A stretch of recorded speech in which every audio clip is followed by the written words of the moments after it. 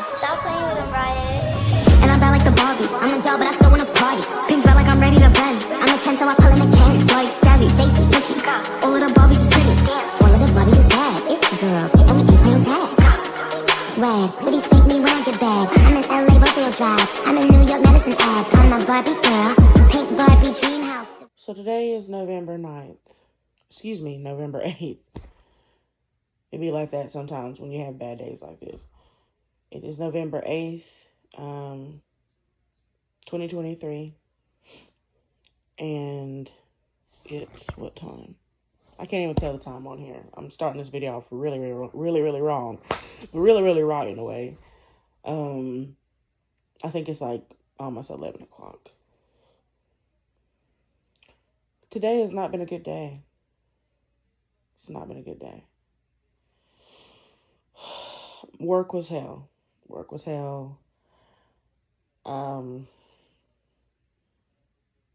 It's the type of job I have. I'm thankful for it, but it's hellacious at times. Great benefits, great company, but you sacrifice a lot of yourself to be verbally abused every day in some form. I will say that I'm equipped to do that job, but at the same time, for the issues that I have that I'm starting to try to be more transparent about, February 1st will be year 8 of it, and it's like, this is not your passion, but this is what you're doing because it's one of the best jobs in town, and you know, you have to take care of you and your family, you and your kid. So, but that's a whole nother story, a whole nother day.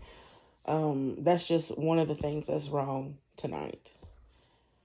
At 8 a.m. I go back to said job, and again, I'm thankful for it, but it's been very lately. Tonight's one of those nights where I'm looking off into the universe and I'm remembering, I'm dwelling, I'm feeling, I'm thinking. And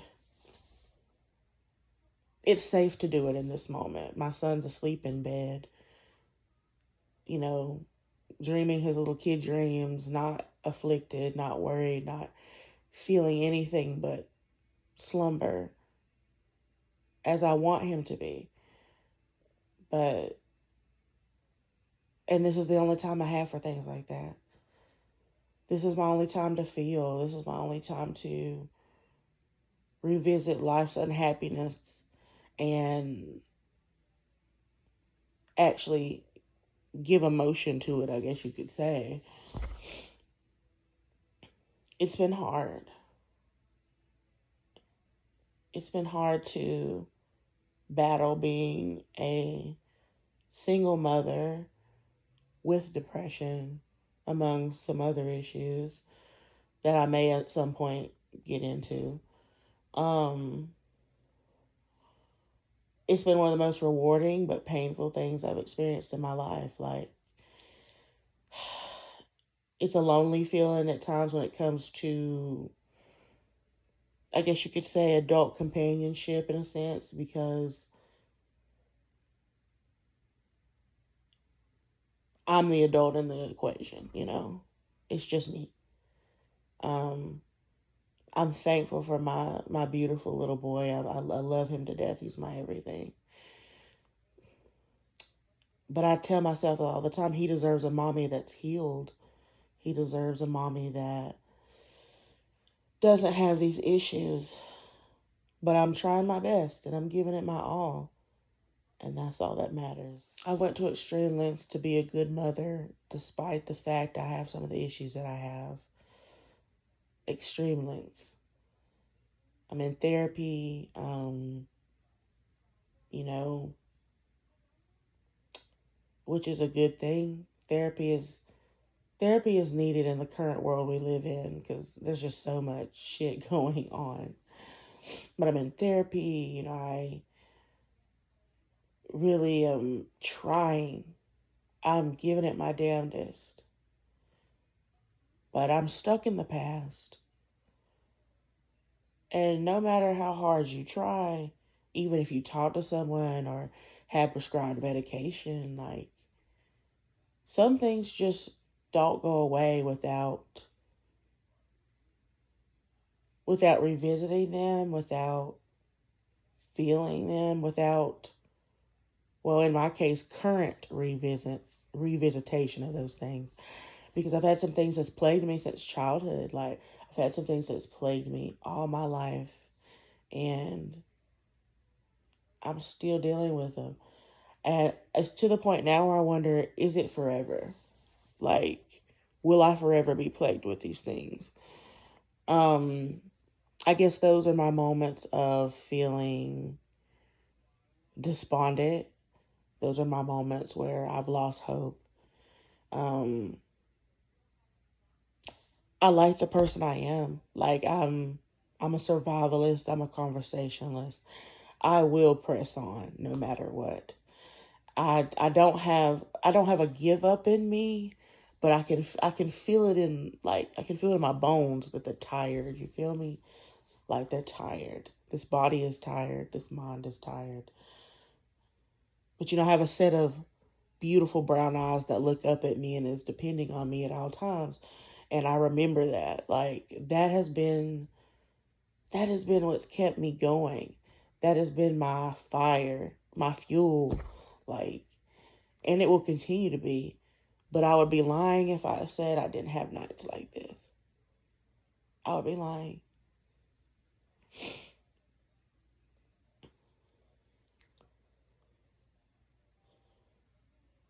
Some of the concerns and worries that I have of the world.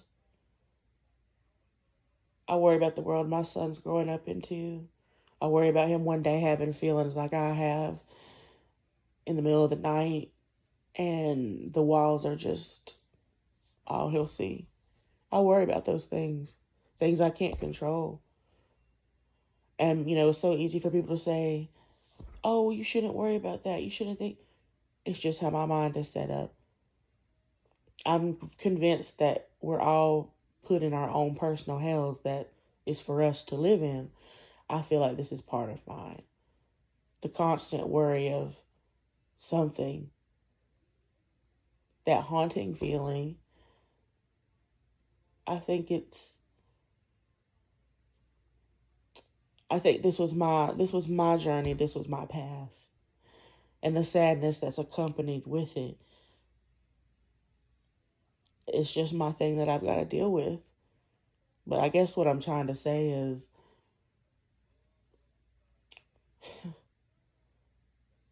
I'm tired. I'm really tired. 6 a.m. I'm up. I'm out of the shower. Mom life will soon begin. My son will get up at 7. He'll have breakfast. He'll get dressed. Brush his teeth. Get his book bag and he'll go to school. After I drop him off, I'll have my short drive home, and then I've got to sign in for the day. Sign my life away to my job, which is a normal thing. But again, my time of being able to feel and mourn and grieve is coming to an end soon. It's like 6:15. I've got 45 minutes to get dressed, get breakfast and everything ready. The thoughts that I have right now have to dwindle into the background. And that's just adult life, and that's okay. We're going to see what today brings. Am I feeling more contentment than when you last saw me in the clips before? I am feeling a little bit better because I have to, if that makes sense. I have to push through. It's now time to hone in and focus on myself as a mother and a provider. And I'm going to do that. I'm thankful to God that I can do that. Very thankful. We're going to see what the rest of the day brings.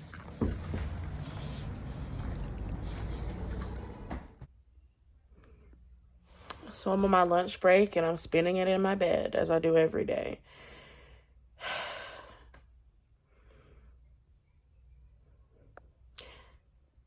Some days that's not a problem to me, and other days it is. Days like today, it's a problem because this is self-soothing. I have an hour before I go back to the verbal abuse, the demands.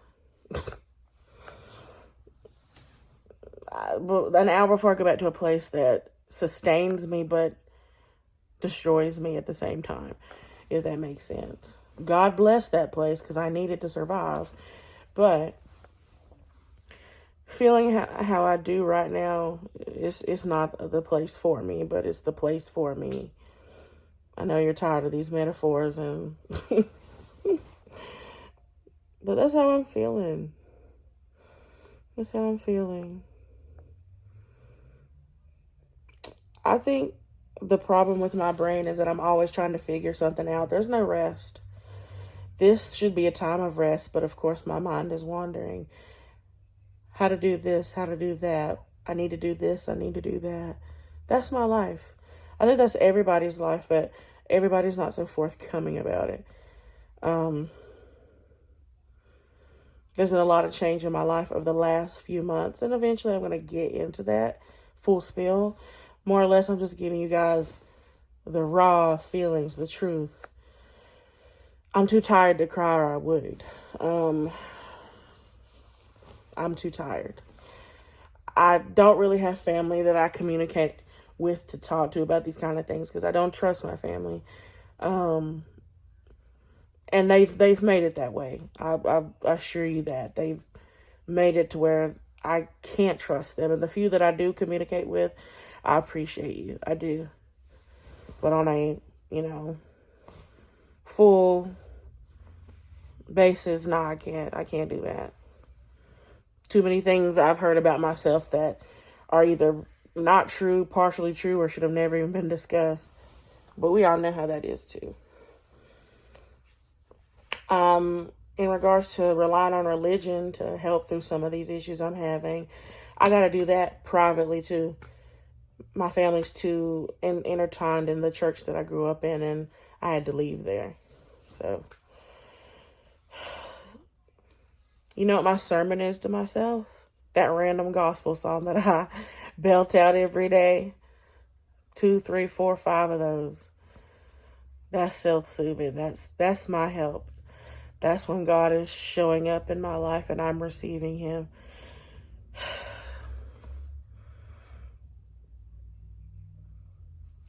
I won't say I have a lot of regrets, but I have a lot of things that I replay and think over in my head.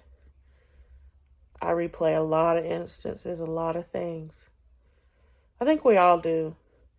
Life is like a record player or a CD player. The only difference is you can press stop on those and it'll stop when in its place. That's what we don't get. We don't get to press stop. I don't like that part. Let's back up. You can't back up or whatever. But when you put the tape in and press play and it goes. That's the similarity I see. The other parts are what I wish could happen.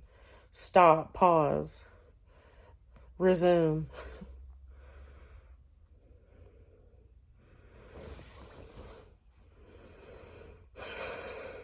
But as usual, it's going to be okay.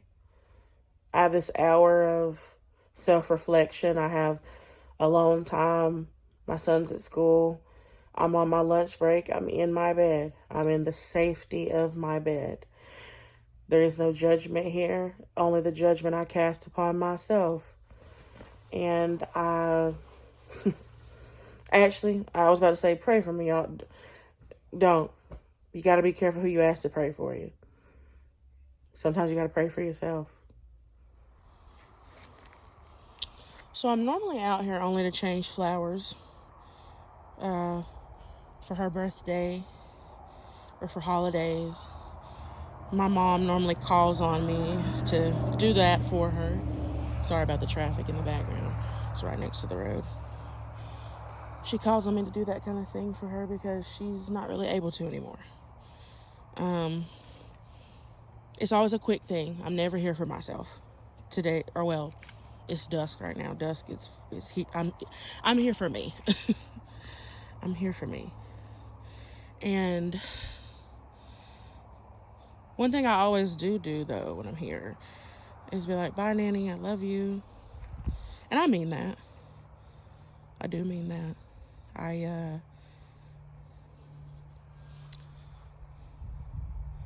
But that's not to say I'm not angry still. I'm the one who will admit I have beef with a dead woman. I do. I say it openly.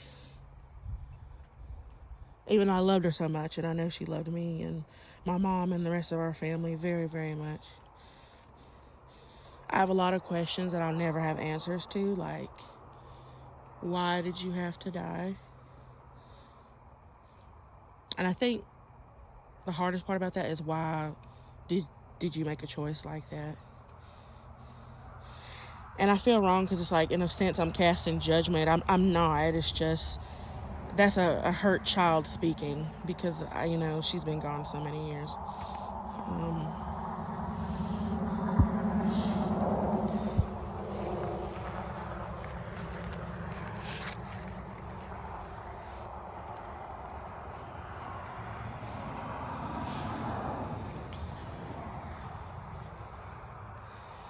This is someone that I spent 8 years happily loving, and truly I believe was like the love of my life. But and you know what? Sometimes your soulmate is not a romantic partner. It's someone that touches your life, that comes into your life, but they're not meant to stay. And I really feel that way about her. There will be people who probably watch this that will not agree with my decision on even filming this, but I don't care because, yes, she belonged to other people, but she was mine. She was my person.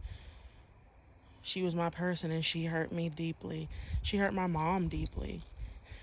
She doesn't realize that her leaving in the manner she did, not just leaving, but leaving in the manner that she did, literally ruined my childhood. There were other things, of course, but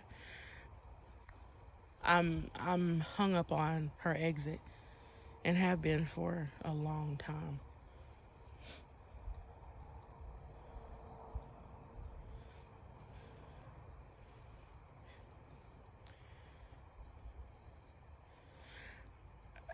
Like I said, it sounds crazy, but I have beef with a dead woman because it's just like, in my heart, I know she would still be here had some things not happened. Health-wise, she had health problems, but nothing that I think would have, took her away as soon as it did. She missed my entire life. She was so brief in my life that at times I wonder, why am I so hurt? Why was I so affected? But literally, this person dying changed the course of my entire life. My life would never be the same. Things would never heal, and it would never get better. I grew up to be a great person. I still, no matter what, but there's so much that she missed.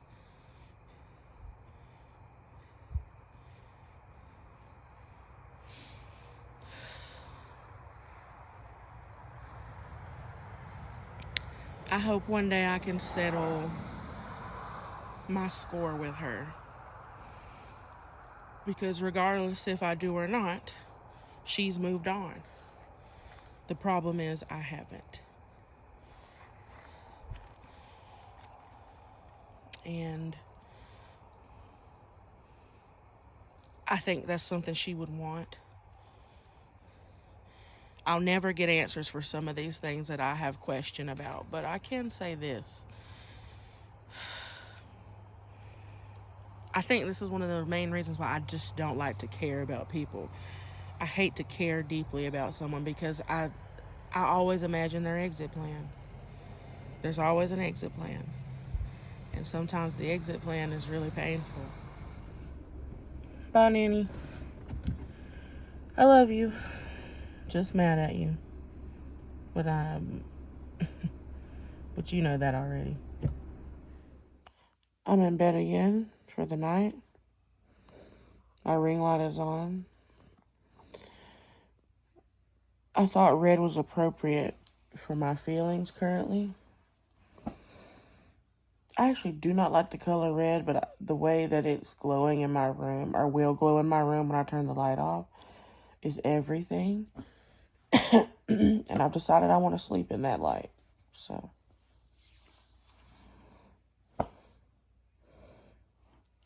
the last 24 hours have been a deep reflection. Like,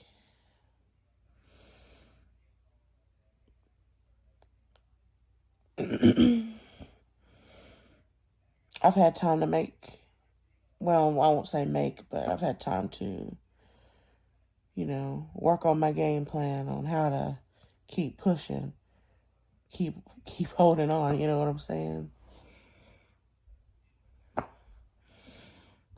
I know it doesn't seem like it, and those of you that are going to watch this are probably like, wow, she's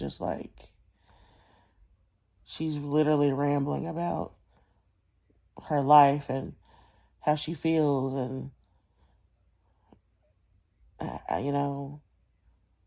the steps she's taken. These are all good things in a sense. And I'll tell you why. When you are in the throes of depression and you don't look for a solution and you don't look for some kind of plan and you just sit there in that's when you know you've given up. I haven't given up. Giving up is not an option. It'll never be the option. Because you know why? I'm a mom to a beautiful little boy who needs me. He is my purpose and my reason. And I fight the good fight for him. And I think the longer that I fight the good fight for him and to figure out my life so I can I'm already a great mother, I know this, but to be an even better mom, like a healed mom, if you know what I'm saying, I think that I'll be unstoppable one day. I think the dreams that I've had for a long time will come into fruition. And little by little, I'm seeing those things. I'm seeing a better life for me and him. Is it an easy road? No. Is it hard? Yes. But I'm determined. Last night I talked a lot about having to, this being my time to grieve, to mourn, to feel. And it's short. That doesn't change. My stance doesn't change on that. But the positive in all this is that no matter what, I'm always tweaking the game plan on how to continue on, how to keep pushing, how to remain here and be the best version of myself I can be under the circumstances I've been dealt. And I don't need a pat on the back. I don't need anything. I don't need that for anybody. God's got me. I have my strong feelings about the organized church, but God's got me and my son. And one day, when I am healed, and when I have overcame these bouts with depression,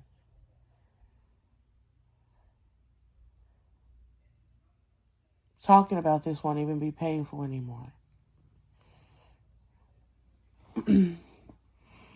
And that is what I'm looking forward to.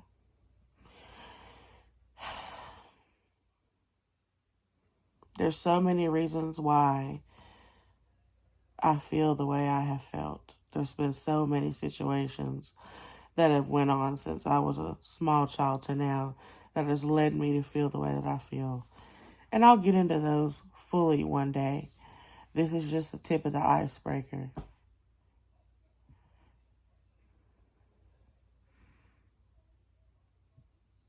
Never be afraid to be who you are and speak your truth.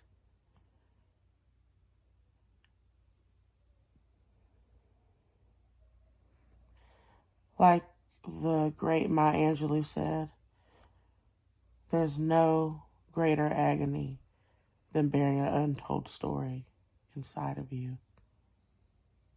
Stop playing with them, Riot. And I'm bad like the Barbie. I'm a doll, but I still wanna party. Pink felt like I'm ready to bend. I'm a 10, so I pull in a can. Like Gabby, Stacy, Nikki. All of the Barbies is pretty. All of the Barbies is bad. It's girls, and we ain't playing tag. Red, but he spank me when I get back. I'm in LA, Buffalo Drive. I'm in New York, Medicine Ave. I'm a Barbie girl. Pink Barbie dream house.